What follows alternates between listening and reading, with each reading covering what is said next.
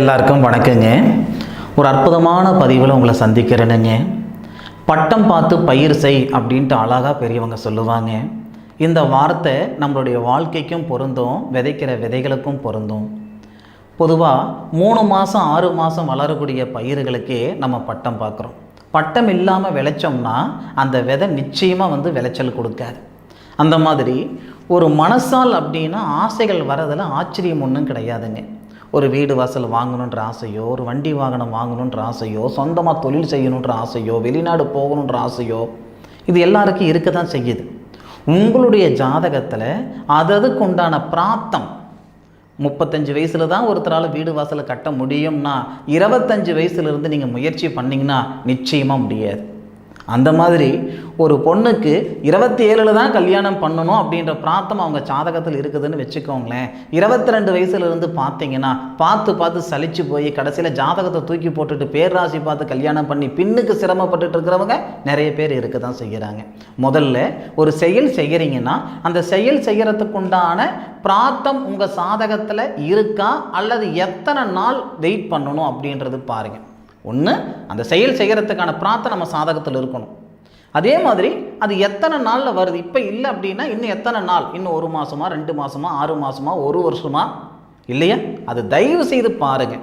அப்படி பார்த்து பண்ணக்கூடிய செயல் நிச்சயமாக சாதகமாக இருக்கும். இந்த பதிவில் நம்ம பார்க்கக்கூடியது கன்னிராசி நண்பர்களுக்கு இந்த குரு பகவான் வக்ரம் ஆகக்கூடிய காலகட்டத்தில் இந்த பிரபஞ்சம் எந்த மாதிரியான மாற்றங்கள் கன்னிராசி நண்பர்களுக்கு கொடுக்கும்ன்றதை பற்றி தானுங்க ஆதாரபூர்வமாக இந்த பதிவில் நம்ம பார்க்க போகிறோம். பொதுவாக ஒரு கிரகம் ஒரு பாவகத்தில் இருக்குன்னா ஒரே மாதிரியான பலன்கள் தராது. ஏன்னா அந்த பாவகத்தில் அவர் ஆட்சியாக இருந்தாலும் சரி, அல்லது நீச்சமாக இருந்தாலும் சரி, உச்சமாக இருந்தாலும் சரி, பகையாக இருந்தாலும் சரி, அல்லது இந்த மாதிரி வக்ரமாக இருக்கும்போது ஒவ்வொரு வேடத்திலையும் ஒவ்வொரு மாதிரியான பலன்கள் கொடுக்கும். அதுபோக அந்த இடத்துல யாருடைய சாரம் வாங்குறாரோ அந்த சாரத்துக்கு தகுந்த மாதிரி பலன்கள் தான் அந்த கிரகம் கொடுக்கும். ஆட்சியாக இருந்து முழுமையான பலன்களை கொடுத்துருன்னு நினச்சிட முடியாது. நீச்சமாக இருந்து கெடுதலான பலன்களை மட்டுமே கொடுக்கணும்னு நினச்சிட முடியாது. அவர் எந்த வேடத்தில் இருக்கார், ஒன்று அவர் அந்த இடத்துல என்ன போஸ்டிங்கில் இருக்கார், ஒன்று. ரெண்டாவது யாருடைய நட்சத்திரத்தில் அவர் இருக்கார், 2 விஷயம் இருக்குது. சரியா? சரி, குரு பகவான் ரிஷபத்தில், அதாவது அசுரகுருன்னு சொல்லக்கூடிய சுக்கரனுடைய ஆதிக்கத்தில் தேவகுரு இருக்கார். ஏற்கனவே ஒரு பகையாக இருக்கார். ஆனால் இந்த கன்னிராசி நண்பர்களுக்கு 9வது பாவகத்தில் இருக்கக்கூடிய அந்த குரு பகவான் மிருகசீரிஷ நட்சத்திரம், செவ்வாவுடைய நட்சத்திரம், அது மிருகசீரிஷ நட்சத்திரத்தில் தான் வக்கர நிலைக்கு வரார். குரு பகவான் வக்கர நிலைகளை வரும் பொழுது குரு பகவானுக்கு நட்சத்திரம் கொடுத்துருப்பாரே அந்த கிரகம் செவ்வா, அந்த செவ்வாவுடைய பார்வை இந்த கன்னிராசி நண்பர்கள் மேலே படுது. குரு பகவான் யாருடைய நட்சத்திரத்தில் இருக்காருன்னா செவ்வாவுடைய நட்சத்திரத்தில். குரு பகவான் வக்ரம் அடையக்கூடிய நேரத்தில் செவ்வா கன்னி ராசிக்கு 10வது பாவகத்தில் புனர்பூச நட்சத்திரம், குருவுடைய நட்சத்திரத்தில் புனர்பூச நட்சத்திரம் 2வது பாதத்தில் செவ்வா இருக்கிறார். அப்போது குரு பகவான் வக்ரம் அடையக்கூடிய தருணத்தில் செவ்வாவும் குருவும் நட்சத்திர பரிவர்த்தனை செய்திருக்கிறாங்க. குருவும் செவ்வாவும் இருவரும் சேர்ந்து இந்த கன்னி ராசியை பார்க்குறாங்க. அப்போ குருமங்கள யோகம் ஏற்படுது.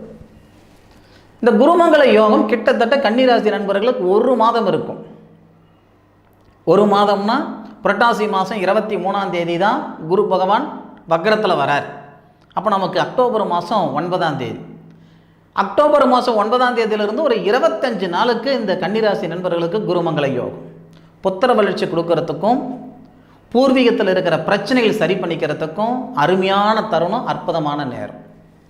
எத்தனையோ நண்பர்களுக்கு கல்யாணம் ஆகி 12 வருஷம் ஆகும், 13 வருஷம் ஆகுது, 16 வருஷம் ஆகுது, குழந்தை பாக்கியம் இல்லை, பார்க்காத வைத்தியம் இல்லை, போகாத கோவில் குளம் கிடையாது, பண்ணாத பரிகாரங்கள் கிடையாது. யார் யார் என்னென்ன சொன்னாங்களோ எல்லாம் செஞ்சுட்டோம், பார்த்துட்டோம், இது வரைக்கும் எங்களுக்கு நல்லது நடக்கலைன்னா இந்த நேரத்தில் 100% நிச்சயமாக புத்திர செல்வம் பெருகும்.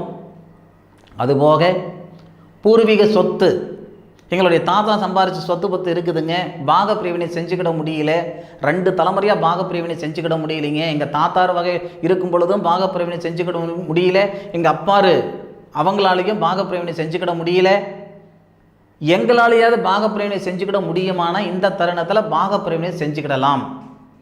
சட்ட ரீதியாக இருக்கிற சிக்கல், மண்மனை சார்ந்த இந்த சிவில் வழக்குன்னு சொல்லுவோம் இல்லைங்களா, அந்த மாதிரி பிரச்சனைகள் இந்த கன்னிராசி நண்பர்களுக்கு இருந்தால் சரியாகும். அது நீங்கள் வாங்கின சொத்தில் பிரச்சனை இருந்தாலும் சரி, உங்கள் ஐயாறு கொடுத்த சொத்து பத்தில் பிரச்சனை இருந்தாலும் சரி, இதெல்லாம் சரியாகும். போகாத இடத்துக்கு போனன்னு பேர் வந்துருச்சு, செய்யாத தப்புக்கு செஞ்சன்னு பேர் வந்துருச்சு, வாங்காத இடத்துல வாங்கினன்னு பேர் வந்துருச்சு. இந்த மாதிரி சங்கடங்கள் எல்லாம் நீங்கும், அவப்பெயர்கள் நீங்கும். அதுபோக ஏன்னா இந்த குரு பகவான் வக்கர நிலைகளை வரும் பொழுது, குரு பகவானுக்கு நட்சத்திரம் கொடுத்தாரே சுக்கிரன், அந்த சுக்கிரன் உங்களுடைய ராசிக்கு 2வது பாவகம் தனஸ்தானத்தில் ஆட்சி நிலையில் இருப்பார். அந்த சுக்கிரன் யாருடைய சாரம் வாங்கியிருப்பார்னா, விஷாகம் நட்சத்திரம் சொல்லக்கூடிய தமிழ் கடவுள் முருகர் அவதரித்த நட்சத்திரத்தில் சுக்கிரன் குருவுக்கு வீடு கொடுத்திருக்கார், குரு சுக்கிரனுக்கு நட்சத்திரம் கொடுத்திருக்கார். அந்த சுக்கிரன் 2வது பாவகம் தனஸ்தானத்தில் இருக்கிறதுனால தன வரவு ஏற்படும். இந்த நிமிஷம் வரைக்கும் சம்பாரித்து சாப்பிட்டுக்கிட்டு இருக்கிறேன் சார், பறக்க பாடுபட்டாலும் பாட்டுக்கு தகுந்த பலன் இல்லை சார், இதுதான் இந்த கன்னிராசி நண்பர்களுடைய ஒரு பதிலாக இருக்குது. ஆனால் இந்த குரு பகவான் வக்ர நிலைகளில் வரும் பொழுது கிரக மாற்றங்கள் சாதகமாக இருக்கிறதுனால நிச்சயம் சொல்கிறேன், பொருளாதாரத்தில் மாற்றங்கள் வரும், உயர்வு வரும். ஒரு மிஷின் வாழ்க்கை நான் வாழ்ந்துக்கிட்டு இருக்கிறேனுங்க, என்னுடைய படிப்புக்கும் இந்த வேலைக்கு சம்மதமே கிடையாது, இல்லை என்னுடைய வேலைக்கும் நான் வாங்குகிற சம்பளத்துக்கும் சம்மதமே கிடையாது, ரெண்டுமே இருக்க தான் செய்யுது. சில பேருக்கு படிப்புக்கு உண்டான வேலை அமைகிறது இல்லை, சில பேருக்கு பார்க்குற உத்தியோகத்துக்கு தகுந்த மாதிரி சம்பளம் இருக்கிறது இல்லை, இல்லையா? அப்போது இந்த நேரத்தில் இந்த 2 பிரச்சனைகளும் சால்வ் ஆகும். படிப்புக்கு உண்டான உத்தியோகம் அமையும், பார்க்குற வேலைக்கு உண்டான வருமானமும் கொடுக்கும். அதுபோக தனகாரகன் அப்படின்னா நம்ம குருவை தான் சொல்லுவோம். தனஸ்தானாதிபதி தான் சுக்கிரன். தனஸ்தானாதிபதி சுக்கிரனுக்கு குரு நட்சத்திரம் கொடுத்துருக்காரு. தனகாரகன் சொல்லக்கூடிய குரு நம்ம ராசியை பார்க்கிறார், கொடுத்த பணம் வந்து சேரும். அதுபோக அதிர்ஷ்டம், அதாவது விபரீத ராஜயோகம்னு சொல்லுவோம் இல்லைங்களா, அப்படின்னா என்ன சார், கூரையை பிச்சுக்கிட்டு கொட்டுறதா சார் விபரீத ராஜயோகம்? அப்படி கிடையாது. நம்ம நீண்ட நாள் கனவு ஒன்று இருக்கும் இல்லையா, நீண்ட நாள் கனவு அப்படின்னா அது எப்படினாலும் வச்சுக்கலாம்.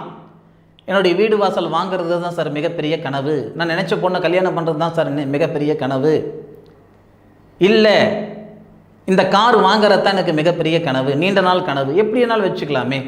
உங்களுடைய நீண்ட நாள் கனவு நிறைவேறக்கூடிய அற்புதமான தருணமாக இந்த குரு பகவான் வக்ரத்தில் போகும்போது கண்டிப்பாக இருக்கும், அதில் மாற்று கருத்து இல்லை. குரு பகவான் செவ்வாயுடைய சாரம் தான் வாங்குறார்.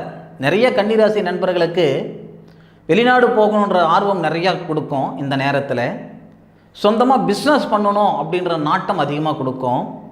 அதுபோக அசையாத சொத்து வாங்கணும் அப்படின்ற நாட்டம் அதிகமாக கொடுக்கும். இந்த 3 விஷயத்துலேயும் கன்னிராசி நண்பர்களுக்கு நிச்சயமாக ரொம்ப ஆர்வம் அதிகமாக இருக்கும்.